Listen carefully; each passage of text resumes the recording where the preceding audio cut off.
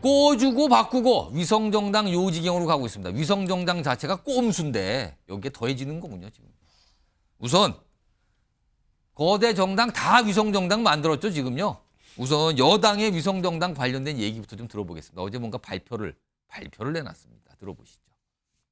오늘 있었던 그 윤리위원회 회의에서 8명의 의원을 제명 의결했습니다. 저희가 법률적인 검토를 했는데요.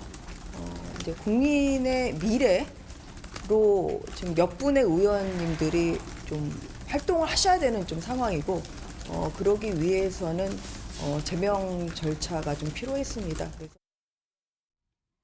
그러니까요. 이게 지난 총선 때도 그랬죠. 비례정당 만들고요. 뭐 이 선거 투표용지에 압순위를 받으면 국회의원 숫자가 많아야 되거든요. 그러니까 국회의원 숫자를 글로 보내는 거예요. 제명을 해야 보낼 수가 있거든요. 비례대표 같은 경우. 근데 이번에 또 제명을 하겠다는 거잖아요. 보내려고. 그런데요. 화면 좀 보겠습니다.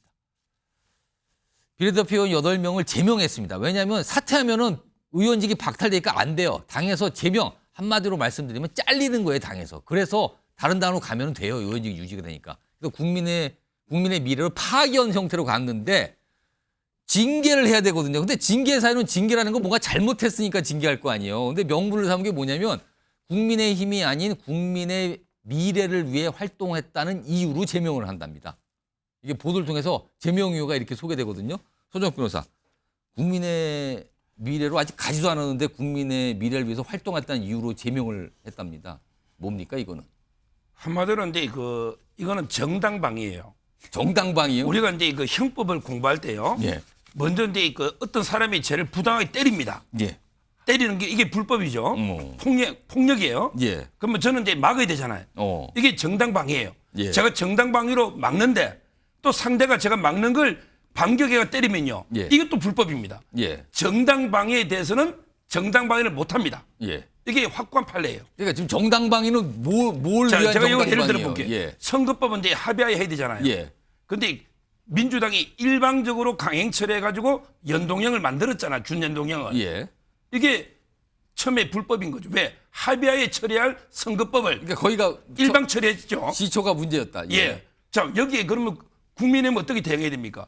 일방적으로 연동을 만들어 놓으니 예. 국민의힘 입장에서는 이제 그 의석을 포기할 수는 없으니까 우리 일방 통행에 대해서 바로 이제 하는 이게 정당 방위라는 거예요. 근데 여기서 여당이요, 야당이 민주당이 또 우리도 그러면 제명해가지고 우리도 9명 보내서 우리가 1번 뭐 하고 이거는 불법입니다.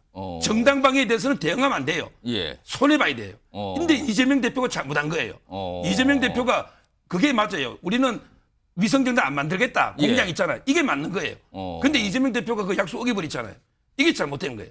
그러니까 따라서 저는 처음부터 이게 합의하에 선거를 하든지 아니면 일방 처리했을 때는 손해를 감수하고 예. 일방 처리해야죠. 예. 그런데 일방 처리해놨고 상대가 정당 방위하니까 우리도 다시 따라하겠다. 이게 얼마나 부끄러운 겁니까? 이럴 바에는 그냥 그 연동형 법을 아예 하지 마세요. 알겠습니다. 이래 할 바에는. 원점이죠. 이게 무슨 코미디입니까? 그러니까 원죄가 민주당에 있고 그거에 대해서 방어 차원에서 하고 있는 거니까 이건 정당방위다 이런 말씀인데 그러면요. 손정욱 변호사의 말씀대로 원죄가 있는 민주당 상황 좀 보죠. 화면에 있습니다. 여기는요. 이 여러 정당 그리고 시민사회 이런 단체들과 손을 잡고 이제 비례정당을 만들었어요. 그리고 후보 추천하는데 또 여기는요. 시민사회 뭐 비례대표 4명 후보가 정해졌는데 여기 3명이 낙마래요. 두 분은 여러 가지 논란 속에 사퇴하고 한 번은 컷오프가 됐습니다. 여기도 혼란입니다. 지금요. 이와 관련된 목소리도 있습니다. 들어보겠습니다. 긴급하게 열린 국민후보 추천 심사위원회 전원회의에서는 더불어민주연합에게 임태원 후보에 대한 부적격 결정을 철회를 요청하기로 결정하였습니다. 뭐 한석 정도 비용 없는 뭐 이런 정도 수준을 아마 넘어서는 그 매우 총체적인 대응 방안에 대해서 아마 논의를 하게 될 것이고요. 김상일 부님과 여야 뭐 갈 것 없이 위성정당 관해서 혼란이군요. 네, 혼란입니다. 서정욱 변호사께서 민주당의 원죄 얘기했는데요. 뭐 원죄 저 인정합니다. 저는 뭐 민주당 그 공식 입장은 아니지만 저는 인정하고요. 그런데 그 원죄라고 해요. 그게 날치기로 통과가 됐다고 쳐요. 법 아닙니까? 그러면은 그걸 반대한 사람은 그 법 안 지켜도 됩니까? 벌써 거기서부터 우리 서 변호사님 말씀은 궤변이에요.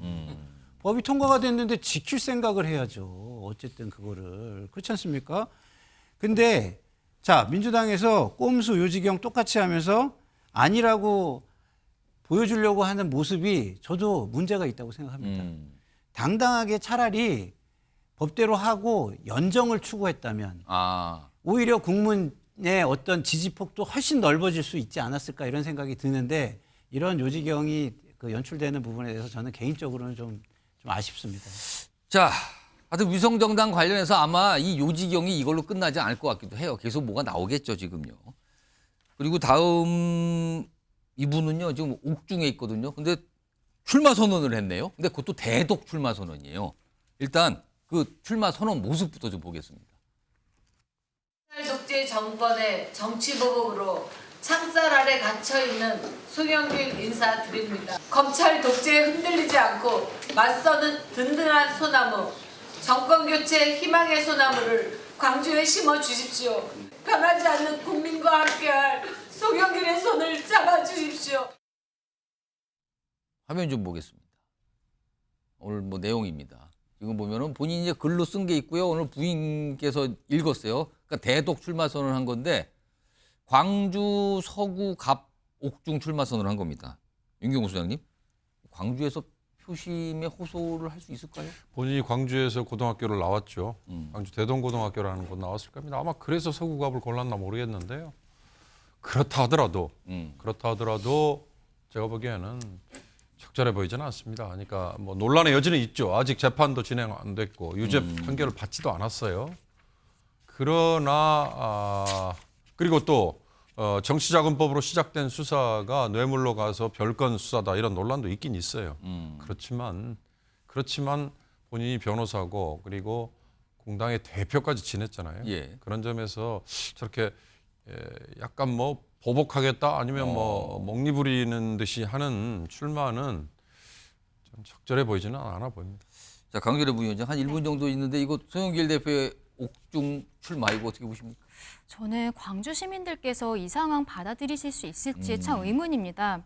뭔가 힘들면은 도피할 수 있는 곳이 광주인가요? 왜냐하면 최근에도 새로운 미래 이낙연 대표가 광주에서 출마하겠다라고 선언을 했었죠. 글쎄요, 지금 이렇게 뭔가 특히 송영길 전 대표 같은 경우에는 옥중에서 출마한다는 정말 전무후무한 그것도 지역구 출마를 준비를 하고 있다라고 하는데요. 예. 이런 것들에 있어서 광주 시민들께서 민주당이었고 그리고 민주화를 위해 과거에 노력했던 부분들이 있지만 이제는 따끔하게 한번 잘라주실 때가 되지 않았나 저는 그렇게 생각을 합니다. 자, 지금 옥중 상태인데요. 그런데 여기서 출마 선언했고 그러면은 지역구 출마했고 또 그렇다면 선거운동을 해야 되는데 이거는 어떤 방식이 될까? 이것도 약간 대신하는 형태가 되는 건지 어떤지 이것도 좀 어떤 모습일지 좀 지켜봐야 되겠습니다.